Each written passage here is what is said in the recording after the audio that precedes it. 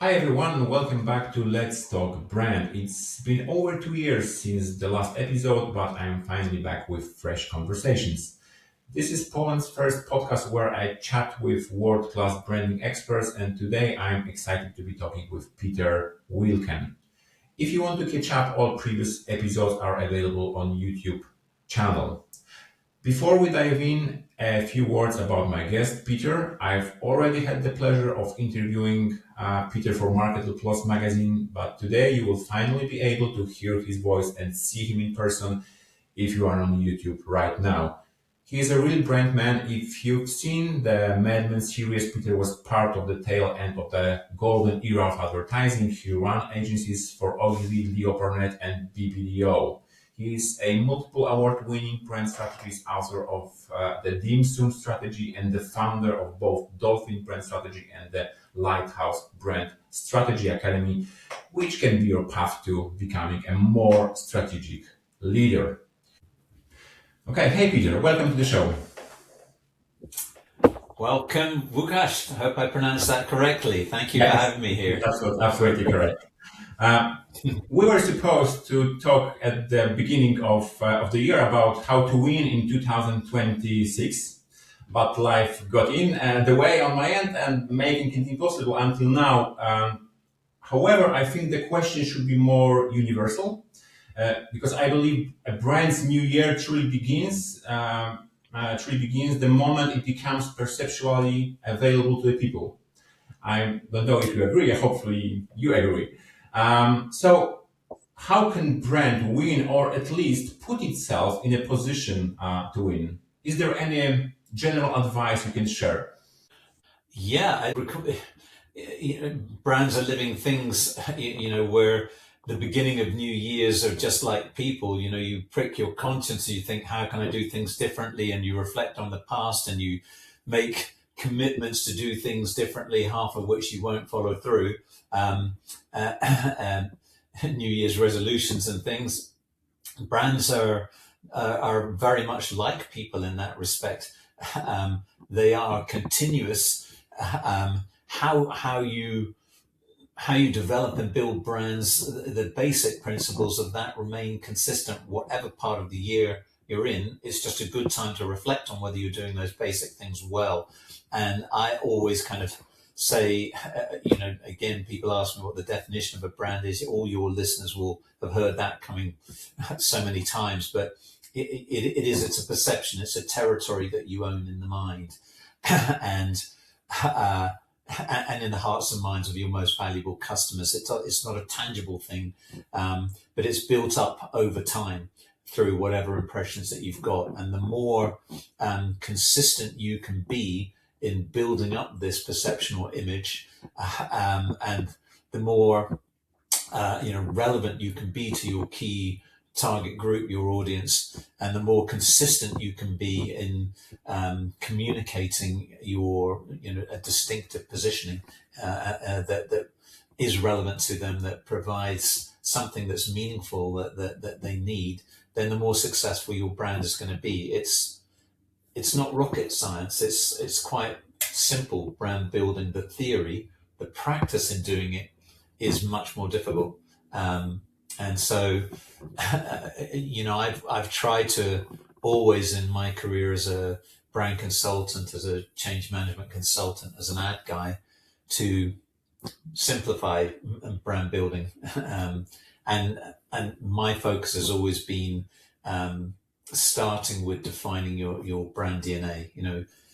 Who you are, what you stand for, importantly, to whom and why, and how you go about presenting your story and your unique value. So that's my starting point. Okay, so actually, we are talking about some kind of brand fundamentals Yeah. before we enter the market. So, when would you say is the right moment to enter the market? From my perspective, I think many people fail because they hesitate too long or they struggle with doubt before making this kind of a big move. Or entering the market. So I call it overweighting. Uh, so how can we deal with these doubts? When is this right moment? We should say, okay, We answered all the necessary questions, and we are ready to jump in. Again, that's a good question, and it sounds like a very fudgy answer, but it really does depend. I mean, I think I'm more old school, so I kind of like to um, build your brand, your house of bricks, and then have people come to it rather than do it with a modern young Gen Z way, which is construct it one brick ahead of what you need. I always use simple analogies. I don't know whether in Poland you have the story of the three little pigs, with a wolf who comes to blow down. The three little pigs go off and build a house of straw. One builds a house of stick, and the other builds a house of brick. And if you rush to build your brand very quickly, it's like building a house of straw. It's easy to build and gives you shelter for a short time, but the wolf will come down and blow it down. There's no foundations there. If you build a house of brick, you build your brand on a solid foundation of understanding, of discovering of what it is that your customers need and want from you, what their pain points, their dream outcomes are in modern parlance now. In terms of even identifying who your key practical segments are. So many people try and be all things to all people, and they're not, instead of narrowing their customers down. Being able to articulate and do your strategic thinking first. So articulate your brand DNA. So many brands, when you ask them, actually, what is it that you stand for? They don't stand for much. They're kind of chasing something, or they're price oriented, or they're value driven, or they're reactive in the market, or they don't actually have their real own personality or purpose. It's getting better because the language of brand strategy is becoming more common, but again, it's not rooted necessarily in authenticity or who they are. It's more aspirational and doesn't reflect the reality, so there's more work. So build a house of brick is my thing. And build it on solid foundations, and then it will withstand storms. I use another analogy in my Lighthouse Brand Strategy Academy, like the Lighthouse Metaphor. Lighthouses are structures that are built with purpose. They're built to withstand storms. They're built on a foundation of solid rock, of core values and beliefs that really stand you apart, that will not change over centuries. And they have bright shining beacons, which are what it is that you stand for, how you communicate, what your core beliefs are, the benefits that you give, and it says out, it breaks through the mist. This is me, this is who we are. If you share the kind of beliefs and values that I share, come to the light. And if you don't, that's fine, I respect it. Maybe you go somewhere else. So long answer to your question. Does it mean that you have to have everything perfectly done? Does it mean that you have to have your guttering on your roof and every tile fixed? No, you've got to be flexible enough to be able to build at some point and get out there. You can't build your house forever and never kind of get there and test the market and provide for some flexibility within your design to be able to maybe make some changes or implementations or stay abreast and keep modernized. The house and the lighthouse metaphor kind of to its limit, but you get what I mean. So it's finding that balance. To my mind now, we've gone too far. Just chuck it out there and let's experiment and let's make our customers find our mistakes. And I think this is a legacy of what we've come in with the computer programming and software world of quick sprints. Let's get far quickly and do things in 6 weeks, and everything is fast and we can do things really fast and move it.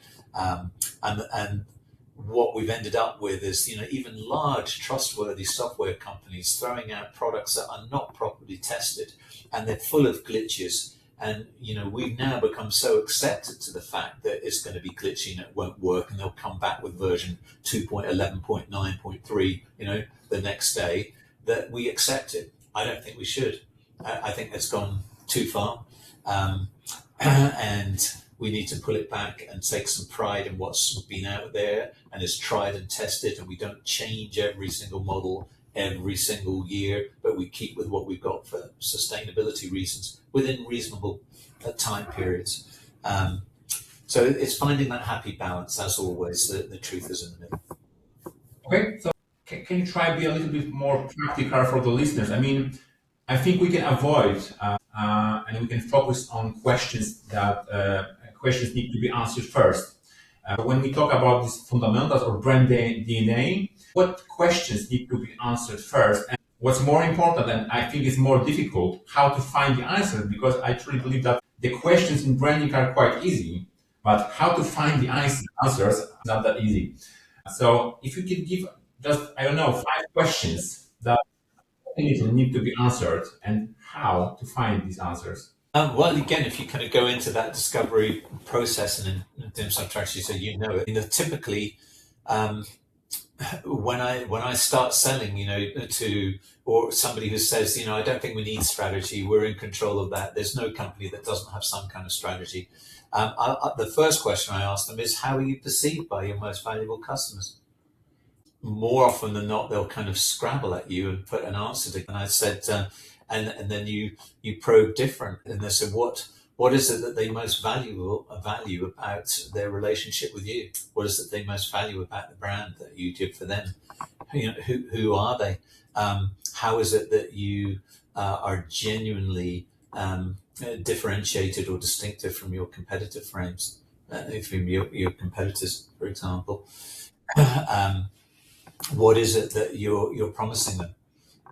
Is it relevant, compelling, differentiated, and above all credible? Can you deliver against it? How do you uniquely go about delivering it? In what way? And articulate to me in a way that isn't just generic platitudes like sincerity and integrity and excellence in quality and outstanding service. All of these platitudes which are just cost of entry to get you through the door, basically. What's really different about you? So there's an indication of 5 or 6 kind of questions that instantly kind of come off the top of my mind.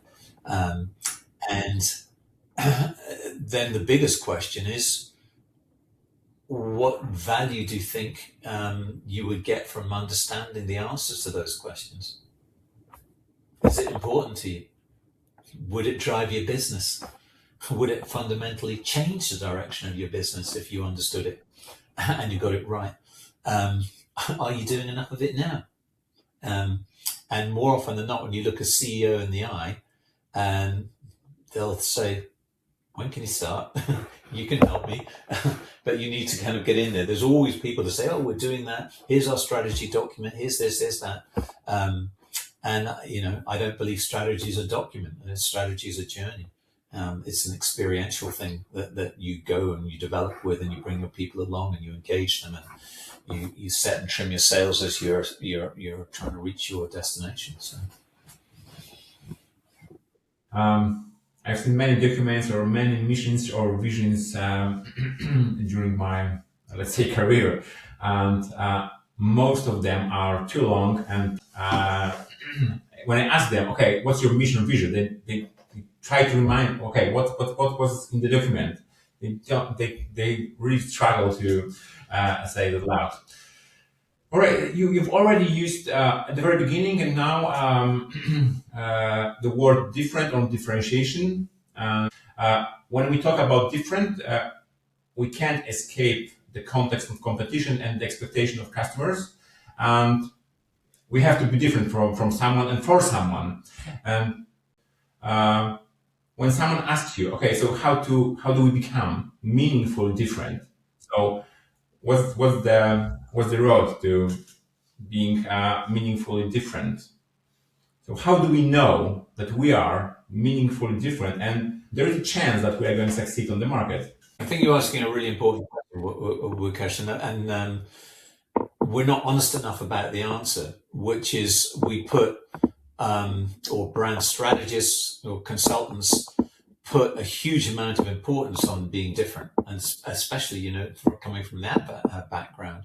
And it is important, but it's increasingly difficult to be able to find a niche or something that's big enough or important enough to basically own, because the competitive market out there is so crowded with competitive players who are basically saying many, many similar things. I mean, how many thousands of brand strategists are there out there spouting the same kind of philosophy that they can pick up on generative AI in 2 seconds and make themselves sound very credible, but have no or little competence or experience behind them? They can do it. And same with brand worlds and everything. Many people can mask themselves under, promises that they can or cannot fulfill.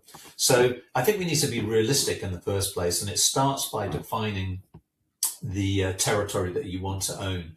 And I said, brands have different elastic limits. If you're an enormous global franchise and everybody's, got an awareness of you and a great saliency, you're a Coke or a Pepsi, you've got a head start on McDonald's like this. You've got a big head start of what people are familiar with. But if you're not, and you're a young startup, trying to own the world overnight and eat that huge global elephant is not realistic. So you're much better off trying to build, what I call, rather than ring fencing Texas, which is huge. You're better to get a small hill somewhere in Texas, build a castle of stone, put a moat around it, defend your territory, and expand from there. And I don't mean that just geographically, I mean it metaphorically in terms of what you stand for. So, and it's okay then. It's much easier to be able to dominate by concentration if you're aware of the great work by Alan Laura Rees in The Origin of Brands. A lot of it comes back to Darwinian theory and survival of the fittest and how many brands a category can hold. And typically there's only one or two, a leader and a strong number two with maybe a third challenger or fourth if it's a very large category. Everybody else struggles to earn money. And if you genuinely want to be different, you bud off and you form your own category and you own that and you redefine that. That's genuine differentiation. But I've been in this business nearly 40 years, and that's an extraordinarily rare thing to happen. And even if you are a new innovative area, or you're in generative AI or whatever it is that you're doing now, which is the big buzz thing, you've got to be 1 in 100, 1 in 1,000 to really, really make it. And even if you're really good within that, there's still luck and circumstance and chance and synergy that makes these become behemoths. So you can design it so much. So you've got to work within the world that you can control. Do strive to be different, but not trying to go so niche that what you're being different in has no meaning. And I hear it's quite popular. One of the thoughts is, be the only one thinking like this in your positioning. Yeah, you can be, the only brand strategist in the agricultural flower farming nurseries in Rotterdam within the 30-mile-kilometer radius. Okay, and that's fine if that's what you want to be. But you can get so niche down that, it's like, the only reason there's a white space there is that nobody wants to fill it, So it's much better also to be a player in an area that is going to be rich, and you can differentiate yourself through the quality of craftsmanship and your skill and your experience, not just necessarily in terms of delivering something that's completely different. That there are similarities, but you have a different kind of take on it, as it were. Again, it's a bit of a broad answer to your question, but the whole question of differentiation is really a matter of perception. Yes, you strive for it, but don't become obsessed with it. You're either genuinely a new creative idea that's different, very, very rare, and if you are, run with it, define your category and own it. And I do encourage people to try and do that when they can. Or you become an excellent craftsman, and what I mean is in your field that is respected and it really does deliver premium top-end quality of what you're doing. And that's probably easier to do, even though it's hard work and a longer slog. But does that answer your question? Yeah, and that's great advice, especially for the people who try to struggle with the onlyness test. I think you're familiar with the Marcus Meyer test, and it's Yes. I know a lot of people espouse that, and it's not necessarily a bad thought. It's a good way of kind of thinking on how you push it. But don't get hung up on that, because you can end up being the most narrow, only person in the business. And I use the example of I've had before, what business are you in? Oh, I'm in the pet business. What kind of pet business? Oh, I'm in the dog walking business. Or what kind of dog are you walking? Oh, I'm in the Dachshund dog walking business. And I think, okay, all right, how narrow do you want to go? Yeah, you're going to definitely own Dachshund walkers in your geography or whatever it is, however many of them are. There's maybe 6 breeders in a 100-kilometer, thing, and that you can probably cover half of those, and that's not bad. But if you really want to expand your business, and you're going to have to go broader than that. So, and will you be the only person who's walking dogs? No, you're not. So you need to look at other ways of differentiating yourself. Or Okay, but still there are some people who see things that doesn't exist but could exist, and are brave enough to do some things. And there are companies, I guess, that are meaningfully different. And speaking about the loneliness test, I think it's a good kind of training. What would happen if I combine two different things, like elegant watch with something fun, and then we have a swatch. Of course, we have the now liquid death mountain water, so that's kind of yeah, a great case. And so it's a good advice, because I know that it's not easy to see things that do not exist and could exist, and it's quite kind of difficult to be brave enough to try do something new and to have this new territory. But how can we test if an idea, which is, I would say, brave, is a good one and could help us to succeed on the market? So let's say we see something like liquid death mountain water. That water is not always about life, about sport, about happy family. That water is about death, because the kayakers, the surfers, and so on die. And we can build on this idea something, and of course we can build something on the idea of plastic bottles as well. And then we have this beautiful concept of liquid death mountain water. So how can we test? Let's say we have the great idea and we are brave enough, but how can we be sure that is going to work, or we can't? You can never be sure, and the ultimate test is getting out there and just trying it. Okay. You use liquid death as an example. I personally think that succeeded just because it had a shocking name. And it did have a proposition behind it, which was about recycling and cleaning up oceans and plastics and things. So it had a message, but they commanded a significant premium, and it went kind of viral. And honestly, if you look back and some of those founders, they will say a lot of it is design, and a lot of it is just pure circumstance and luck, and that things go viral. And having worked with brands like that, well-established brands, and tried to launch things that should have been successful that weren't, but coming across accidental stumbles that just happen, that you kind of fuel. Half the skill is recognizing when you've got momentum and getting past that tipping point, as Gladwell would say, for pioneering. So you've got to experiment. It also depends on your philosophy. And I'm making a big generalization here, but the North American and Western European philosophy is test things first, so that you're not a fool. You don't make out to be an idiot, that you don't make a really bad mistake and you get fired and lose your job. I lived most of my life in Asia. That philosophy was very different. The Chinese philosophy was, throw 100 seeds into the air, see how they land, where they are. Do they fertilize? Which ones grow? Which ones don't? And they're very fundamentally different philosophies.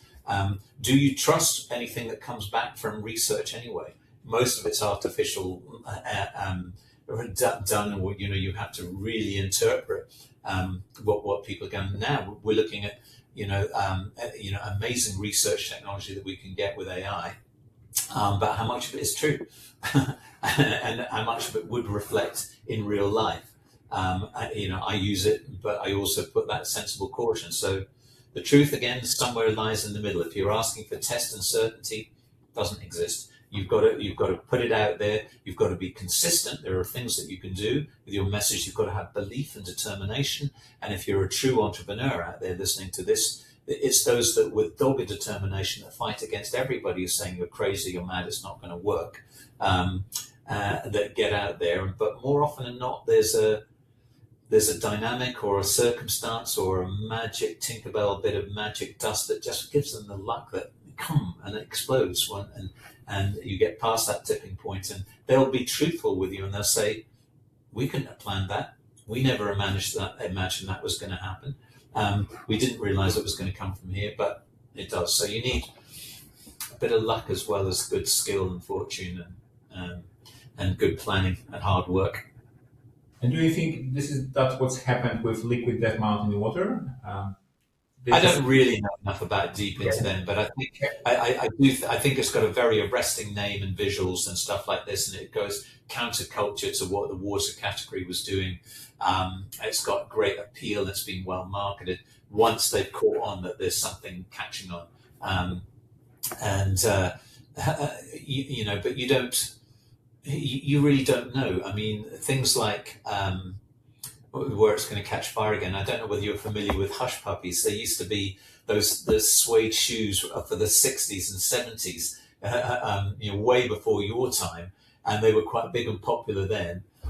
They had a revival again in the early 2000s because a trendy group of artists in the East Village in New York suddenly discovered hush puppies again, and suddenly bang! It's all. Was it planned? Was it a strategy? Was it somebody thought that we're going to go into the creative East Village in New York and push it? No, they didn't. But they picked up on it and pushed it again for another whole second life kind of thing.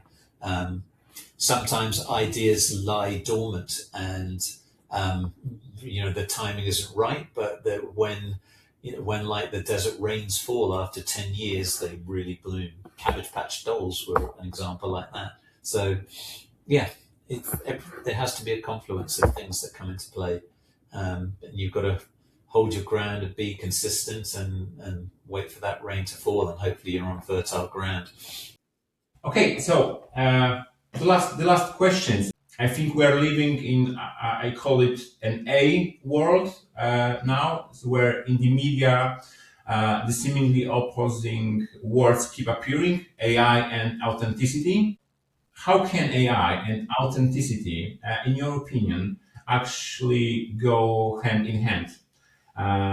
Because here we have something artificial, and here we have something authentic. It has to go hand in hand somehow, but how? I was trying to think of another clever A word. Maybe it's anarchic. I mean, that sounds a little bit difficult, but the word I'm thinking of is actually turbulent. A hugely kind of unpredictable world that we are in, with dynamic change, and AI is just another kind of complete wave on that, which I do think is a fundamental wave that creates turbulence and unexpected unpredictability. It's we constantly have these kind of waves.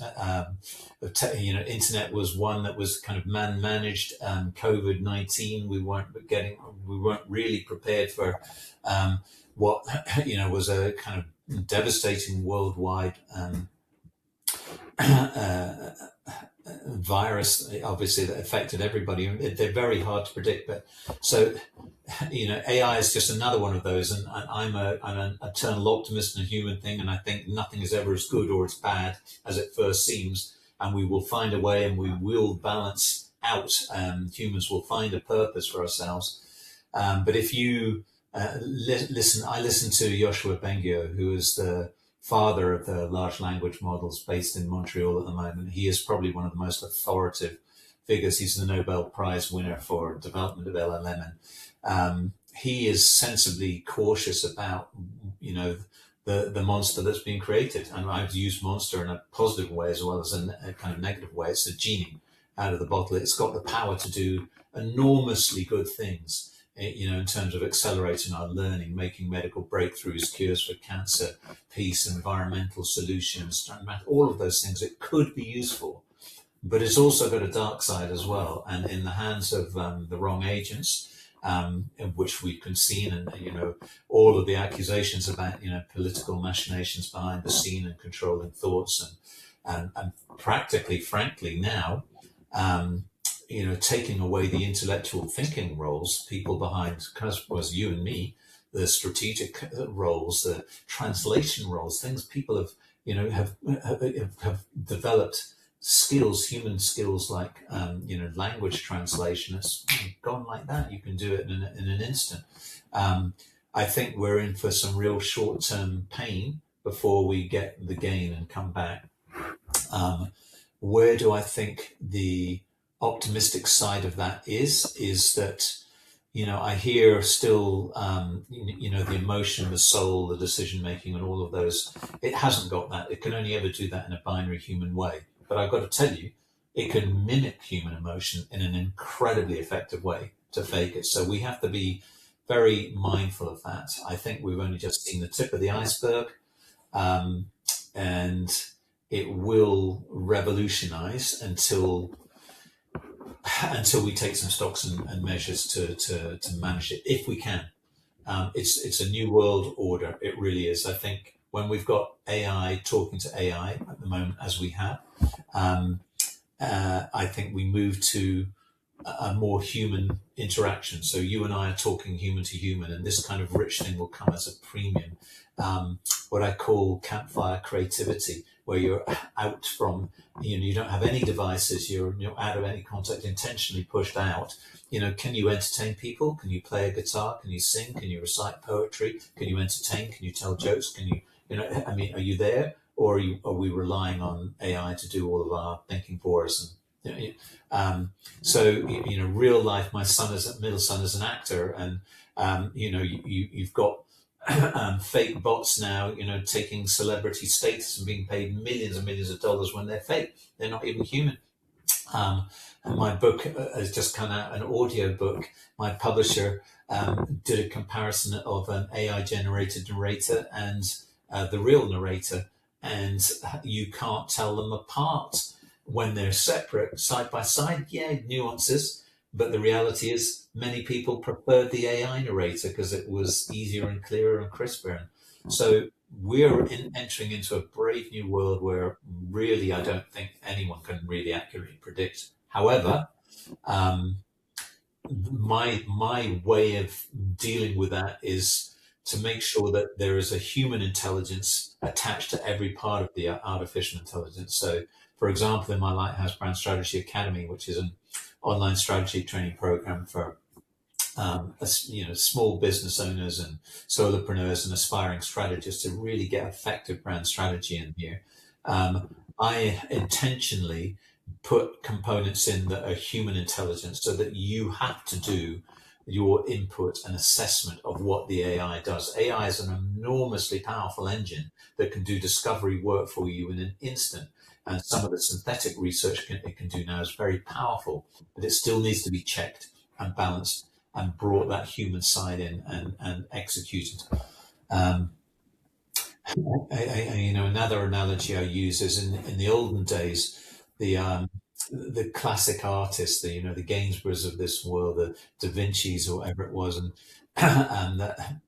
the fine painters would have, the Grand Master would have studios where they would teach, some very talented people around them in their school and in their technique. But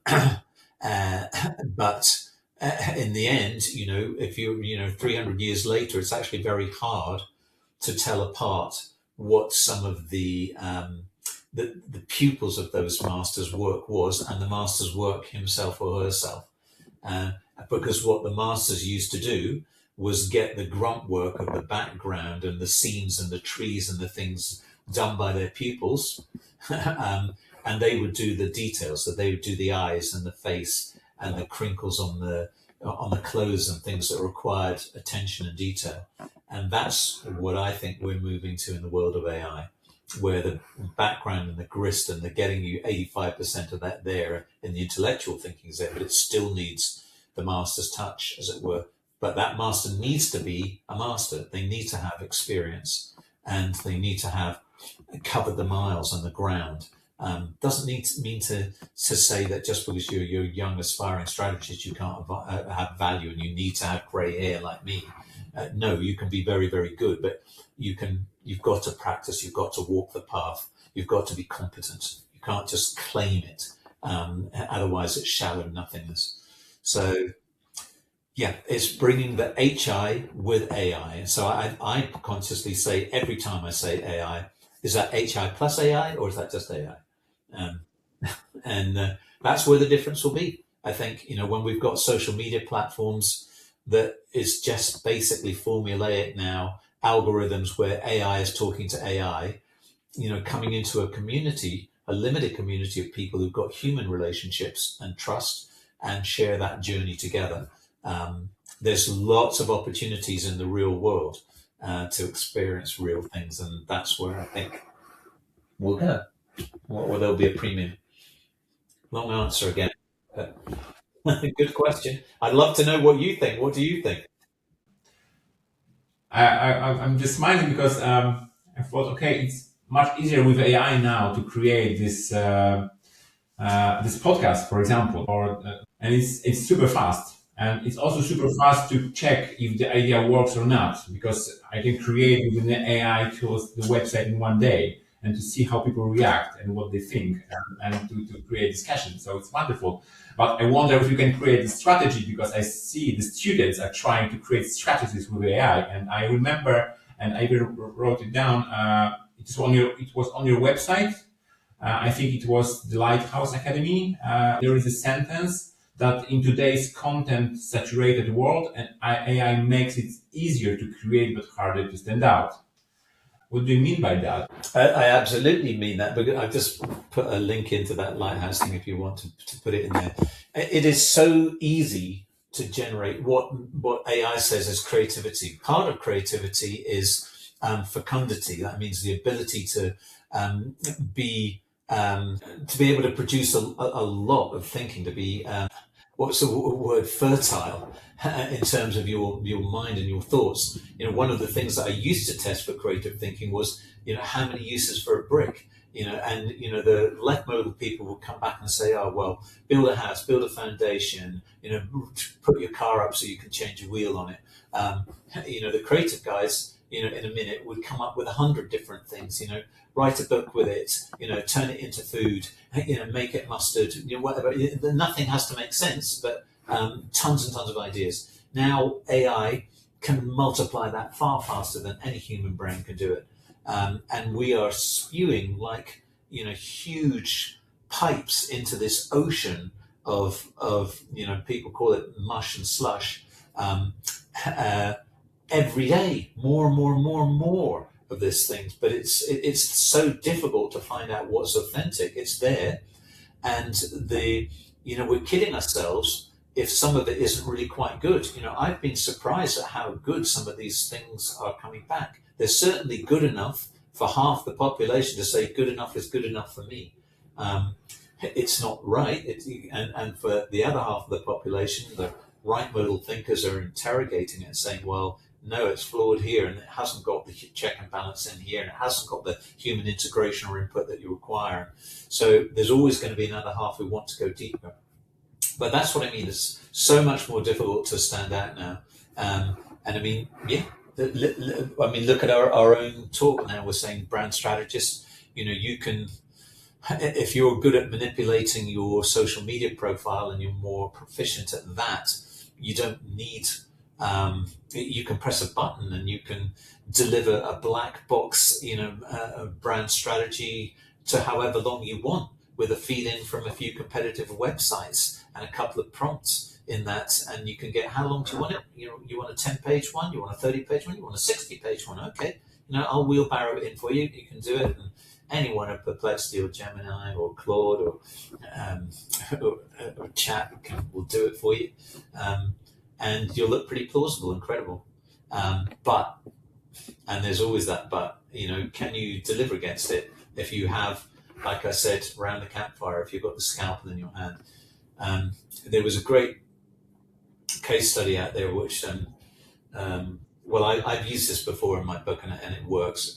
The thought that you can conduct an appendectomy without having had any experience at all. You can buy the coat, you can wear the coat, you can hire an experienced nurse, you can buy all the equipment, you can get all the lights and the operating table and all the rest of it, and you can watch how to do an appendectomy on YouTube. It will tell you. It exists, by the way, step-by-step appendectomy. Would you want to be operated on by that young Turk who's going to do it from a YouTube video? Or would you want to go to the surgeon that's done 1,000 successful operations of that type? I know where I'd rather go. And if people think I'm making it up, I'm not. I mean, there was a case, I'm not sure, I think it was Czechia, it wasn't Poland, I think it was Czechia, of a 22-year-old dentist, that gives you a clue already, who had been practicing for 3 years as a qualified dentist with no qualifications whatsoever, had hired a 50-year-old person who had more experience than he did as a kind of plausible front, and had been extracting teeth and doing all of these things and practicing as a dentist with no qualifications, and was eventually found out because the patients were suffering and come back and say, this guy's terrible. And what was frightening wasn't that he was doing it, it was that the Czech Dental Association came back and said, oh yeah, this is only March or whatever. He's the 12th we've had so far this year. People are doing it, and it's very easy to fool people in this world, and that's what I mean about the very hard to stand out as a diamond when the litter of leaves being thrown on is being spewed out every day. It does make the diamonds shine even brighter when you find them. So the fundamentals and the brand DNA matters. Peter, thank you so much for being here, sharing your insights, stories, metaphors with me and with the listeners. And the last thing, where can we follow you? If you can say where the listeners can follow you or should follow you. No, that's great. Thank you so much. I mean, anyone can find me on my website, peterwilken.com. That's peterwilken.com. Thank you so much. Thank you. It was my pleasure. So glad that we got to do this. Finally, thank you so much, Peter. Have a wonderful day, and hopefully we'll chat soon. Okay, bye. Take care. Bye-bye.